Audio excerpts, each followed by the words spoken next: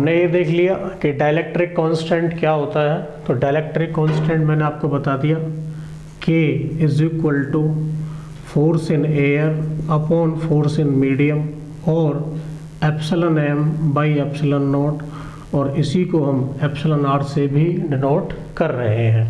तो यहाँ से डाइलेक्ट्रिक कांस्टेंट हमने डिफाइन कर दिया। नेक्स्ट है Coulomb's law in vector form. Coulomb's law in vector form का क्या मतलब है?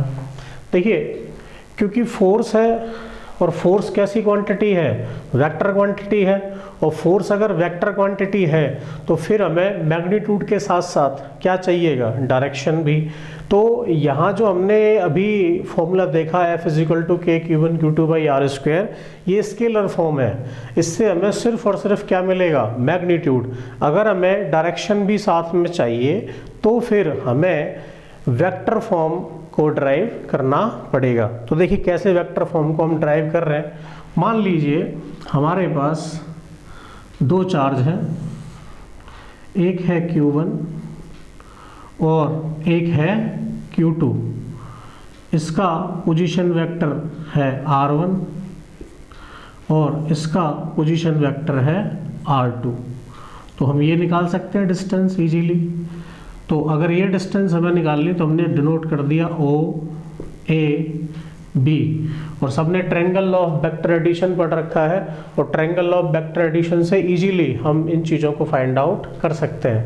तो फोर्स ऑन 1 बिकॉज ऑफ 2 या फोर्स ऑन 2 बिकॉज ऑफ 1 हम फाइंड आउट कर सकते हैं। तो OA plus AB is equal to OB। तो अगर मुझे AB निकालना है तो वो होगा OB vector minus OA vector, और OB कितना है? OB है R2 माइनस R1। तो हमें AB वेक्टर पता चल जाएगा। अगर हमें उल्टा निकालना है BA वेक्टर तो वो हो जाएगा R1 माइनस R2, और इसको हम डिनोट ऐसे कर देंगे R21 और एक को R12, इस तरीके से। तो ये इनके डिस्प्लेसमेंट वेक्टर हो जाएंगे। तो जब हम फोर्स का फॉर्मूला लिखेंगे तो F की वैल्यू आएगी K Q1 Q2 upon R²। Magnitude तो यही होगा। हमें डायरेक्शन और शो करनी है, तो डायरेक्शन कैसे शो करेंगे? मान लो हमें AB डायरेक्शन शो करनी है, तो AB डायरेक्शन शो करने के लिए हमें चाहिए कौन सा vector? AB cap, AB unit vector. और AB यूनिट वेक्टर कैसे आएगा?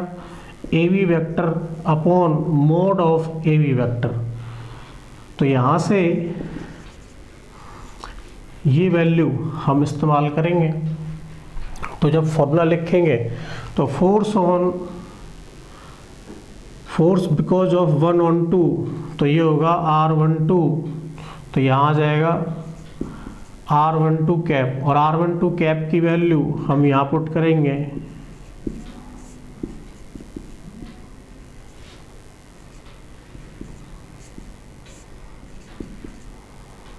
तो ये स्क्वायर पहले से था, तो ये हो जाएगा K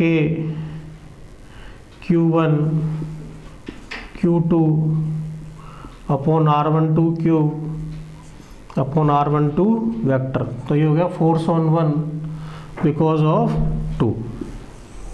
तो ये वेक्टर फॉर्म आ गई। क्या आ गई हमारे पास? Vector form. क्लियर? इसी तरह हम इसका रेसिप्रोकल उल्टा लिख सकते हैं। F21 is equal to K Q1 Q2 R21 का क्यूब R21 वेक्टर। इस फॉर्म को हम कूलोम्स लॉ इन वेक्टर फॉर्म कहते हैं। क्या कहते हैं इसको? कूलोम्स लॉ इन वेक्टर फॉर्म। तो आई होप ये समझ में आ गया होगा आपको कि कूलोम्स लॉ इन वेक्टर फॉर्म कैसे हम लिखने वाले हैं। इससे क्या मिलेगा हमें? इससे हमें मैग्नीट्यूड के साथ साथ डायरेक्शन भी मिलेगी। ठीक है? कैसे? देखो, अगर ये दोनों पॉजिटिव हैं तो ये रिपेल करेंगे, और रिपेल करेंगे तो आप फॉर्मूले में यहाँ पॉजिटिव रखोगे दोनों को, पॉजिटिव पॉजिटिव तो प्लस का साइन आएगा, प्लस का साइन आएगा तो जो डायरेक्शन हमने मानी है वो रिपल्शन की है, तो इसका मतलब ये सही है। अगर एक पॉजिटिव एक नेगेटिव हो जाएगा तो एक पॉजिटिव एक नेगेटिव हो गया तो ये माइनस साइन आएगा, और वेक्टर में माइनस का साइन का मतलब होता है डायरेक्शन अपोजिट है, तो डायरेक्शन अपोजिट होगी तो फिर ये एक दूसरे को इस तरह से अट्रैक्ट करेंगे। तो अगर प्लस का साइन है तो रिपल्शन और माइनस का साइन है तो अट्रैक्शन। तो इससे हमें मैग्नीट्यूड के साथ साथ डायरेक्शन भी पता चल जाती है। So this is known as Coulomb's law in vector form. Got it?